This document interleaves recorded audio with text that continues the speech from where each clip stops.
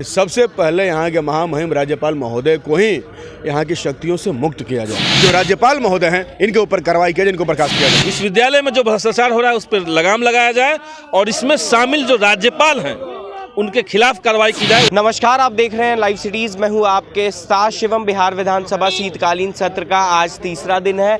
ऐसे में आप तस्वीर में देख सकते हैं कि माले के विधायकों के द्वारा यहां पर प्रदर्शन किया जा रहा है कि जिस तरह से बिहार के शिक्षा व्यवस्था पर एक बार फिर से सवाल उठे हैं, उसी को लेकर जो माले के विधायक हैं वो प्रदर्शन कर रहे हैं। क्या कुछ मामला है? मामला है कि यहाँ जो महामहिम हैं वही भ्रष्टाचार में अकंठ डूबे हुए हैं, इसलिए उनके जो बहाल किए हुए लोग हैं उनको बर्खास्त करने से पहले तो हम सरकार से ये अपील करेंगे कि सबसे पहले यहाँ के महामहिम राज्यपाल महोदय को ही यहाँ की शक्तियों से मुक्त किया जाए, तब जा करके ना इसकी सही तरीके से जांच होगी।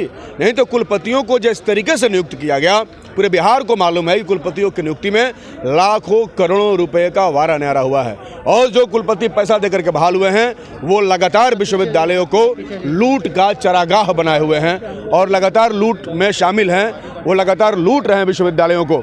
किताबों के अंदर जो घोटाले, किताबों के अंदर घोटाले हो रहे हैं, किताबों के खरीद में घोटाले हो रहे हैं, विश्वविद्यालय की तमाम योजनाओं में बड़े बड़े घोटाले साफ तौर पर सामने आए हैं। इसलिए इसकी जांच हो। कुलपति और कुल सचिवों की जो नियुक्ति पूरे बिहार में इस राज्यपाल, मौजूदा राज्यपाल के नेतृत्व में जो हुआ है उसकी जांच करते हुए और सबसे पहले जो राज्यपाल महोदय हैं इनके ऊपर कार्रवाई किया जाए, इनको बर्खास्त किया जाए। क्या लगता है कि जिस तरह से अगर मगध यूनिवर्सिटी की बात करें या LNMU या पाटलिपुत्र यूनिवर्सिटी की, सारे के कुलपति पर भ्रष्टाचार के गंभीर आरोप लग रहे हैं, क्या लगता है कि राजभवन और राज्यपाल को इस बात की सूचना नहीं थी? सबको सूचना है। मैं तो ये कह रहा हूँ कि उन्हीं के नेतृत्व में ये सब कुछ हो रहा है। ऐसा नहीं है कि उनको भनक नहीं है। अब विधानसभा के इधर जो है शराब की बोतलें मिल रही हैं, सरकार कहती है कि जिसके घर में शराब मिले उसके घर को सील करना चाहिए। अब विधानसभा में जब शराब मिला है तो किसको सील करना चाहिए? ये तो सवाल आप लोगों को सरकार से पूछने की ज़रूरत है कि पूछिए कि क्या जब यहाँ के जो जिम्मेदार हैं, जो इसके जो चलाते हैं इस हाउस को, क्या उनके ऊपर इसकी कोई जिम्मेदारी होती है या नहीं होती है? इसलिए एक बहुत गंभीर सवाल है। ऐसा नहीं है, उनके छत्र छाया में ही ये इतना बड़ा भ्रष्टाचार का जाल जो है वो बिछा हुआ है, इसलिए उनके ऊपर कार्रवाई होनी चाहिए। क्या लगता है संदीप सौरभ जी, आज आप लोग विश्वविद्यालयों पर जिस तरह से भ्रष्टाचार के गंभीर आरोप लगे हैं उसको लेकर प्रदर्शन कर रहे हैं? देखिए, बिहार के तमाम विश्वविद्यालयों में अभी तो कुछ मामले खुले हैं।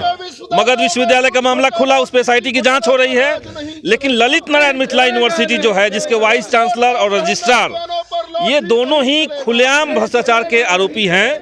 इनके ऊपर कई एक मुकदमा दर्ज हो चुका है। इसके बावजूद इनको संरक्षण मिल रहा है, राज्यपाल भवन से मिल रहा है। और इस बात के भी प्रमाण है कि राज्यपाल के जो पुत्र हैं उनके माध्यम से पैसे की तहसीली विश्वविद्यालयों से हो रही है और विश्वविद्यालय के अंदर नियुक्तियां जिस तरीके से है, तमाम बहालियां जिस तरीके से है, कोई रूल और रेगुलेशन को फॉलो नहीं किया जा रहा है।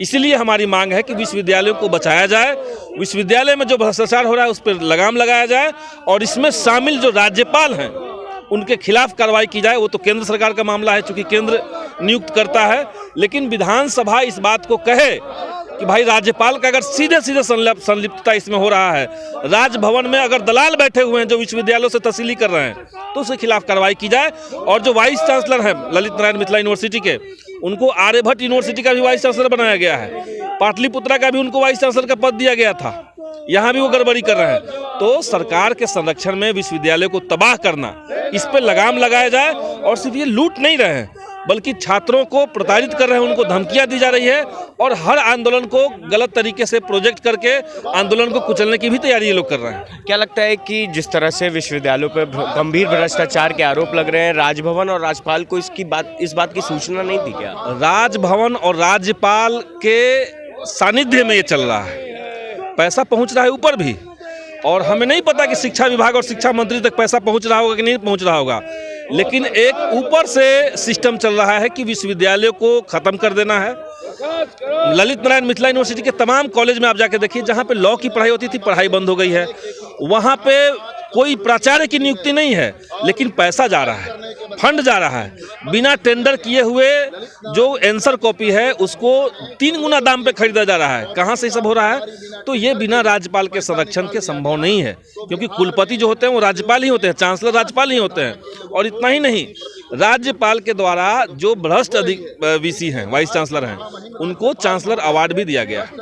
तो संलिप्तता तो सीधे सीधे उनकी है। तो इस पर एक ढंग की जांच हो और महाभिलेखागार की से जांच करवाने की जो बात सरकार कह रही है, कल सदन में ये बात उठी थी, तो सरकार कह रही कि जो महाभिलेखागार है वो जांच करेंगे।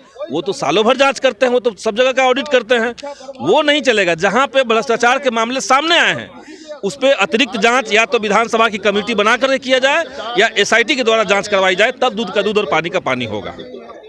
तो चलिए, जिस तरह से बिहार के कई विश्वविद्यालयों पर गंभीर भ्रष्टाचार के आरोप लग रहे हैं, जिसके बाद माले के जो विधायक हैं वो सरकार से, केंद्र सरकार से यह मांग कर रहे हैं कि राज्यपाल को बर्खास्त कर देना चाहिए। बहरहाल बने रहे हमारे साथ। अगर आपने हमारे चैनल को सब्सक्राइब नहीं किया है तो जल्द से जल्द सब्सक्राइब कर ले। धन्यवाद।